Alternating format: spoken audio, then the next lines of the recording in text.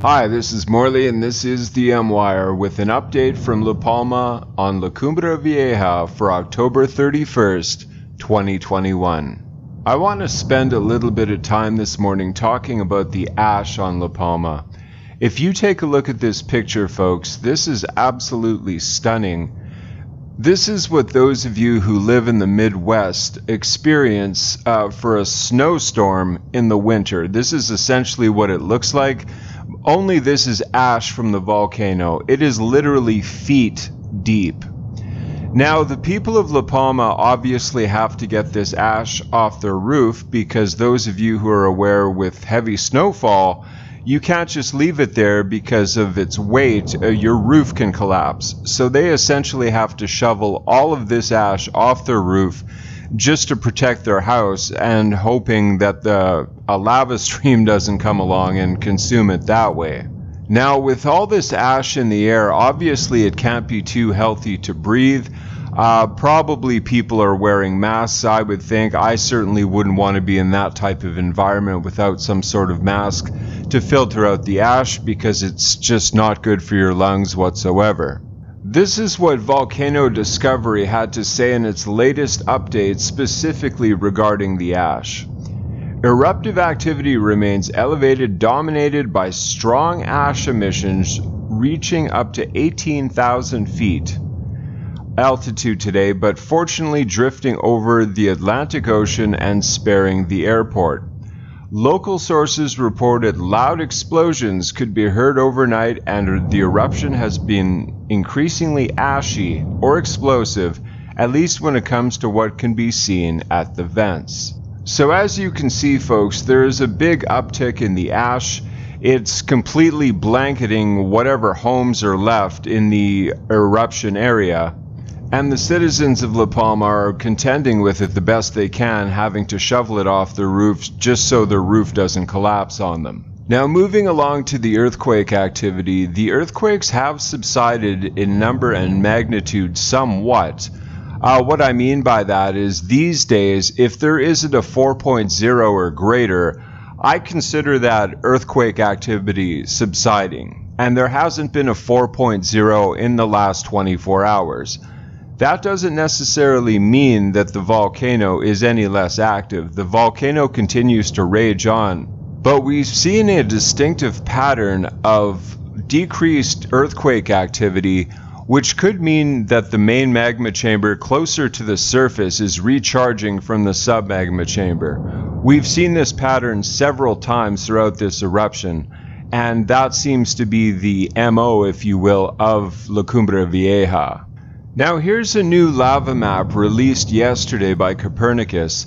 The lighter red area towards the bottom of the picture is the most current lava flow. As you can see, the lava flows are slowing down if you look at the dates of where the lava was on what specific date, but it's only a matter of time before those other lava flows you see in the picture reach the ocean. They have slowed down considerably. I posted a short video yesterday depicting the lava flow that was 4 stories tall. You could see a piece of heavy equipment in the bottom left-hand corner to give you some degree of scale.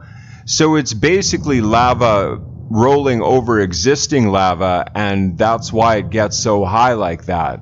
But make no mistake about it, these lava flows that you see in the picture will ultimately reach the ocean. As to when that is, no one really knows. Like I say, they have slowed down considerably, but they are still moving steadily toward the west coast of La Palma to the Atlantic Ocean. I'm going to get into the report now as to what Volcano Discovery has just issued as of today. This is the most recent report from Volcano Discovery. At the active cone, the emission of incandescent fluent lava by fountain and lava flows is less intense compared to previous days, but volcanic tremor remains very high, suggesting the effusion rate has not dropped. The most likely explanation is not that the activity has decreased, but that most of the fluid lava erupted is diverted directly into a lava tube system and mostly remains hidden from view, until it emerges somewhere downslope to feed surface flows on top of older flows, or create new active flow tongues along its margins. In fact, active lava flows continued to advance at various fronts over the past 24 hours as well, most notably feeding the southern arm, red in the attached map, which was very close to the seashore near Porto Nios yesterday. It is unclear whether it has already created a second sea entry south of the existing one, but it looks as if it has not.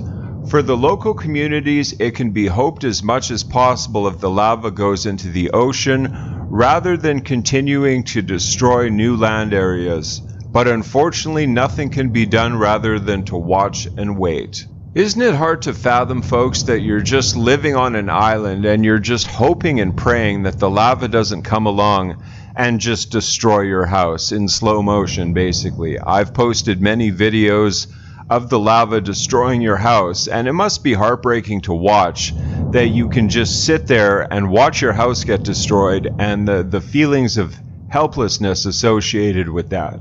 I hope the lava flows start avoiding property, but unfortunately, throughout this eruption, more and more people have had to be evacuated for this very reason. Earthquakes, on the other hand, have decreased significantly, with less than 100 events of magnitudes between 2.4 and 3.5 during the past 24 hours. Deformation of the ground remains stable. Following yesterday's deep magnitude 5 quake, no quakes larger than 3.5 have since occurred. It is impossible to draw concise conclusions, however. The presence of strong tremor and relative drop in quake activity could mean that the plumbing system is in a phase where magma is rising from its deeper sources to the surface, encountering less obstacles at the moment. In other words, less quakes don't mean at all that the eruption has slowed down. So there you have it, folks. At least Volcano Discovery has admitted that it's impossible to draw concise conclusions, and that's very true. No one can predict for sure, either one way or the other, what this volcano is ultimately going to do. All we know is it's been erupting continuously for getting close to a month and a half now, and it shows no signs of slowing down. And Volcano Discovery is they're of the opinion that this volcano isn't anywhere close to stopping. There's no indication of that whatsoever. I'm going to make a prediction that we're going to see increased earthquake activity in the coming days. Obviously, time will tell if I'm right, but I'm basing that on just simply watching the volcano for the past month and a half, and we see periods of relative quiet as far as La Palma goes. In terms of earthquake activity, they're still occurring, regularly. They still received over 100 earthquakes in the last 24 hours, which these days, as I say, is pretty calm for La Cumbre Vieja standards. But usually when there's a quiet period, usually it picks up again and there's increased earthquake activity. I think either by probably Monday for sure, maybe even Tuesday, we'll see more 4.0s or greater. But most importantly, folks, I want you to be prepared. Volcano Discovery just admitted that there's no absolutes as far as a volcano goes, so it's better to err on the side of caution. I know it's not pleasant to think about leaving your home if the absolute worst happens and there is a mega tsunami. But folks, a little preparedness on your part goes a very long way. Just have a bug-out bag, have a full tank of gas, and have somewhere to go to. Don't just drive indiscriminately. That might get you out of immediate danger. But there's obviously a myriad of issues that would happen if the worst happened and there was a mega tsunami. There would be power outages everywhere. There would be people panicking. There would be millions of refugees in the United States of America, and that's not even talking about the people coming over the border illegally anymore. This is American citizens. So folks, all I ask is that you do a little due diligence. I hope you never have to use your bug-out bag. All I'm asking is that you use a little due diligence. Be prepared if the worst happens. It's better to err on the side of caution. I'm a big believer in that adage. It's an old saying because it's a true saying. and hopefully the worst won't happen. This volcano will eventually subside, and none of us will have to contend with that. But thank you so much for coming along with me to my update. I greatly appreciate the support. Please like, comment, share, and of course subscribe.